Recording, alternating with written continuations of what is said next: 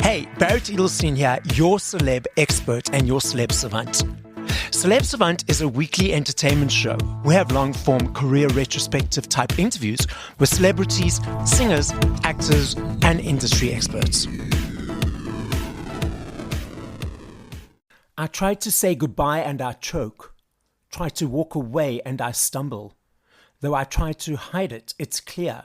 My world crumbles when you are not here.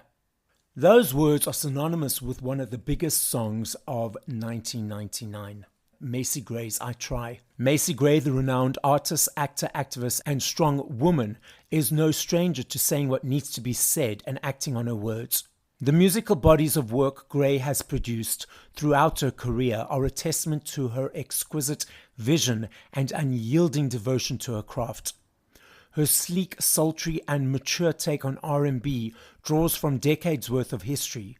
Yet her ability to still sound forward-thinking and fresh is what reaffirms and reasserts her as a signatory rarity in music, whom millions continue to treasure. Since Macy broke into the music scene in 1999 with the release of her debut triple platinum selling album On How Life Is, she has become a powerhouse of R&B and soul. She has amassed a devoted global fan base and sold over 25 million albums globally. A 5-time Grammy nominee, Macy received the Grammy Award for Best Pop Vocal Performance in 2000 for her iconic song I Try, and has received 2 Brit Awards. 2023 saw the release of Macy's latest album, The Reset. Having been in the entertainment industry for over 20 years, with more to come. Up next on Celeb Savant, we've got Macy Gray. Where do we find you in the world? How are you doing? And what's happening in your life? Well, at the moment, I'm on tour. I'm in Florida at the moment, Destin, Florida, which I had never heard of till I got here. It's a really beautiful place, though. It's a big beach outside my hotel, and I'm laying in bed talking to you. Yeah. That's about it. Is it hot there? Okay, so I'm looking at the TV. It says 73 degrees to be exact. So, Macy, you've been in the industry for a number of years. So let's rewind. So at what age did you decide, cool, I want to be in the entertainment industry, whether it was as a child or a teenager? And I know it's a number of years. So the Macy Gray hybrid journey version of the entertainment industry. No, I was a late bloomer. I didn't really commit to this till I was about 22. Okay. Maybe 23. I was very, very late at figuring out what I wanted to do with myself. So what was the thing that said, cool, I want to do that? What was the light bulb moment for you? Mostly, I just kind of gravitated to it always. I just always ended up in a studio, or if I was talking to somebody, he was always a musician, and it was just always, it just kept following me wherever I went. You know, I went to USC to study screenwriting, and I hung out with the music students the whole time. So I guess it was just there, and I had to figure it out. So when you dove into it, did you think, cool, I'm going to win Grammys, be nominated to Grammys, sell millions of records? Or did you just say, okay, let's try it and see where it goes?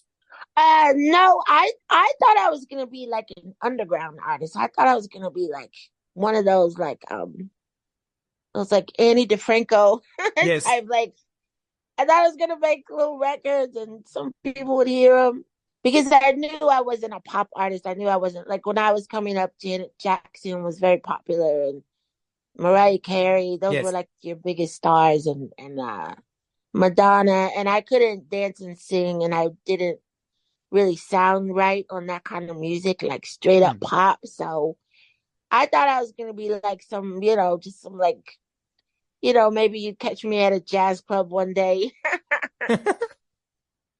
So when it all happened, I was blown away. No one was more shocked at how my career has gone, more than me, for sure. A lot of people have that imposter syndrome where they feel like, is it me? Should it be happening to me? Why is it happening to me? Being shocked, did that also come with a feeling of that imposter syndrome? No, I never had imposter syndrome. Okay. I knew I had an interesting voice, so I knew I could do something. I just didn't know what it would be. But um, no, I never like felt bad or questioned Okay. why me. I never did that. Only when bad things happen do I say that. I think I Then think we all explain do why that. me. Why do I have to get up early? Yeah. Let's dive into your creative brain and creative mind. So from 0 to a 3 to 4 minute song, what inspires it? What invigorates it? What is that process? Has it changed over time? Is it the same every time? How do you create music? Well, there's different ways. A lot of times I'll hear a melody in my head. They just kind of come to me. Mm-hmm. Um, and then I'll sing it, and I'll sing it for somebody, and I mean not somebody, but my musicians or my Yep. producer, and then they'll make. Then we'll get into making a song about it, or.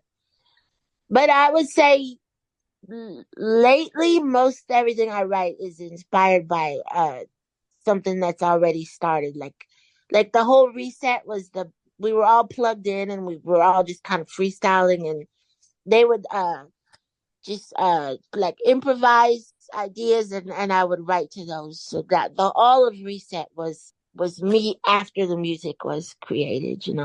So but they're different. How each song is really comes to life.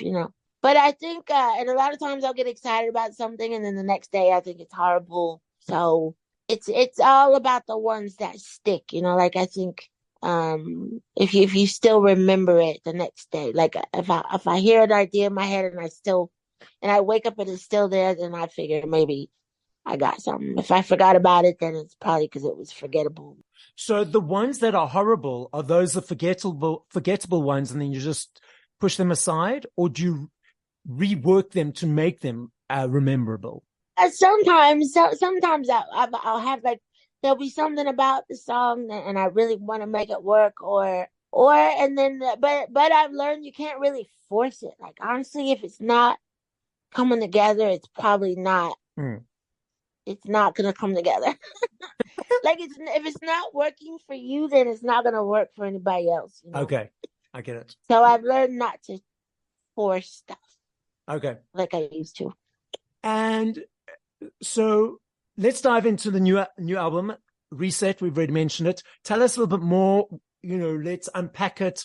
Any favorite songs, things to look out for, or is it great love of the whole package? Um, yes. So the reset was I've been touring with the same guys off and on for about 10 years, and Mm-hmm. we always talked about like let's make an album together, and they always had ideas for me and stuff like that. So COVID comes around, and suddenly we had a huge year coming up, and it just went away. Everything got canceled.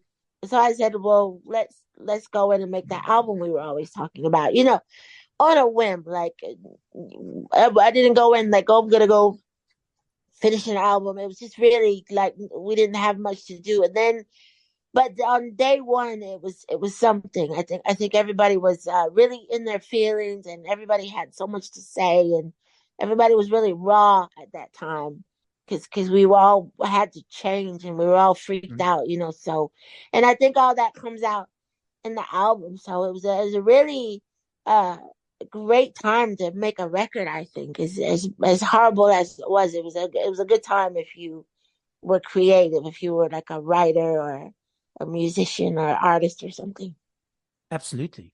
After all these years of being in the industry, what keeps you going back on stage? What about it do you keep enjoying performing live? It's just a feeling. I wish everybody could have that feeling because Mm. it's just a feeling that you only get on stage. You get up there and everybody's happy to see you and they scream. You say like the other day, all I did was shake my hips and they all just started screaming. And in real life, that doesn't happen. So, Yes. and they come out and the way they like bought tickets and I just want to see you. And I wish everybody could know what that feels like, you know. And then you say, put your hands in the air, and they all do it, you know. And then you say, everybody dance, and then they dance, you know, like they do whatever you say. You're like Jesus up there. So, Yes. it's definitely something that I, you know, look forward to still. Like I love being around in that environment, like touring. I like the hustle of it, and being around musicians, and everybody's focused on making a show, you know. Like some people want to make cars and they want to save the world, and we just want to give everybody a good hour and a half, you know what I mean? Exactly. So it's simple, and it's awesome, you know. So Macy, I know if I had to ask you this question in 2 minutes, 2 days, 2 hours, I recognize and I understand that your answer will be different every time. But if you had to push play to 5 songs by other artists, once we finish this conversation, what would those 5 songs be and by whom? Okay, there's so many songs. That's such a big question. Oh my God. Time. Okay, what's it called? Reggae Woman by Stevie Wonder. That's just one of my favorite go-to ever. I Wish I Didn't Miss You by Angie Stone. Ramble On by Led Zeppelin. Well, how many was that? 3? Yeah, 2 more. 2 more. Flashing Lights by Kanye West. Gosh, you're killing me. Nina Simone does a cover of My Way. That's just insane. You gotta hear it. Most people, when I say that, they never heard it, but it's like the best cover that there ever was. Beautiful. So Macy, the podcast is listened to throughout the world. So as a final message to the listening audience, what would you like to say? That your life will level up exponentially once you listen to my album. No, really, it's just such a feel-good album. It's good for the heart and the soul and the ears. And I would tell everybody to be good to themselves and to come to the shows. Go on MacyGrayWorld.com and you'll see all the tour dates. And just be good to yourself. That's just really the most important thing. Amazing. And I hope you come out to see us.